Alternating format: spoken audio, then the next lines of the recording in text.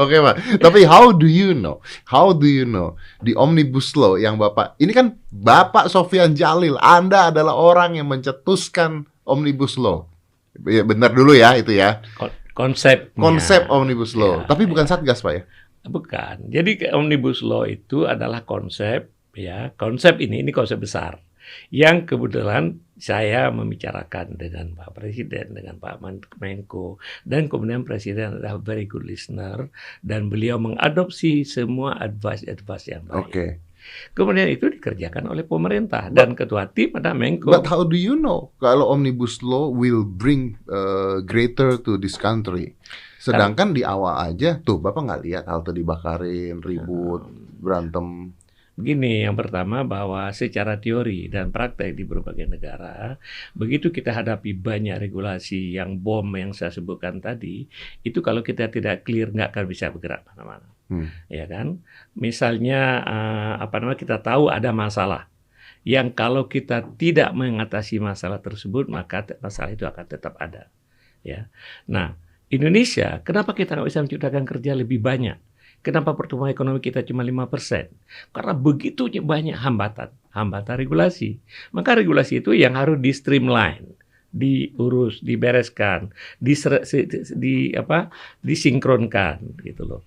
Nah, diidentifikasi dan menciptakan lapangan kerja ada 79 undang-undang yang mempengaruhi menjadi hurdle, menjadi penghambat dari penciptaan lapangan kerja. Maka itu Presiden memerintahkan kepada semua menteri yang terkait streamline, bereskan, sinkronkan.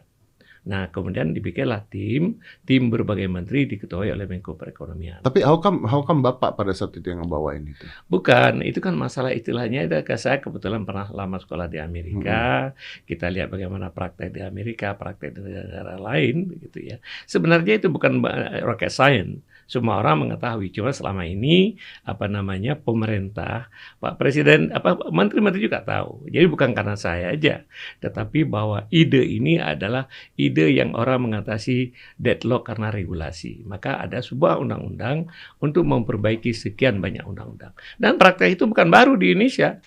Bahkan TAP MPR tahun 2000 itu mendomnibuskan semua TAP MPR sejak ada MPRS. Jadi satu TAP itu dia luruskan semua, dihapuskan yang TAP-TAP ketetapan-ketetapan yang lama menjadi sinkron. Jadi bukan hal yang baru Omnibus Law.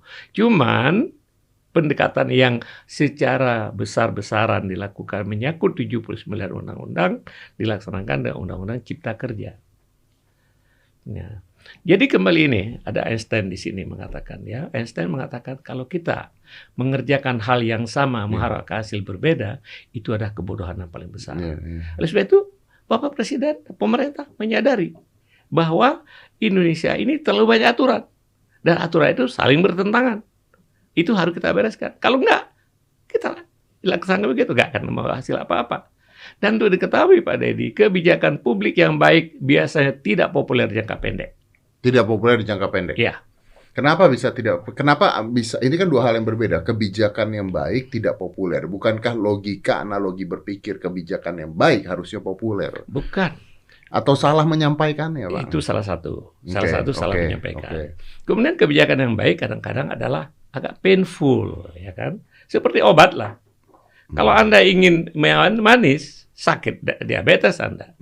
Tapi kalau Anda ingin diabetes tidak ada, jangan banyak makan yang manis. Bahkan kalau obat itu dikasih yang pahit, gitu ya. Begitu juga public policy for a better of this nation, maka undang-undang yang begitu banyak harus kita sinkronkan. Kalau misalnya presiden tidak mau populer, tidak ada demo, jangan lakukan apapun. Tapi akibatnya apa? Jutaan orang akan tetap menganggur. Tapi memang komunikasi tadi, termasuk saya ikut bersalah. Komunikasi kita itu sekarang sulit sekali. Kenapa? Informasi begitu banyak, berselewaran. Orang akan sulit memfilter. Kalau orang nonton podcastnya Deddy, 10 juta orang, 1 jam, dan serius dengar, mungkin mendapatkan informasi yang utuh. Tapi kan jarang sekali, sedikit sekali waktu kita yang bisa melihat itu. Banyak sekali orang itu bereaksi berdasarkan headline. Ya.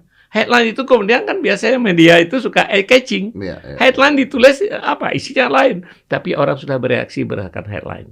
Yang terjadi hari ini, demo banyak sekali adalah karena sebenarnya salah paham atau a priori tanpa mengerti masalah secara utuh.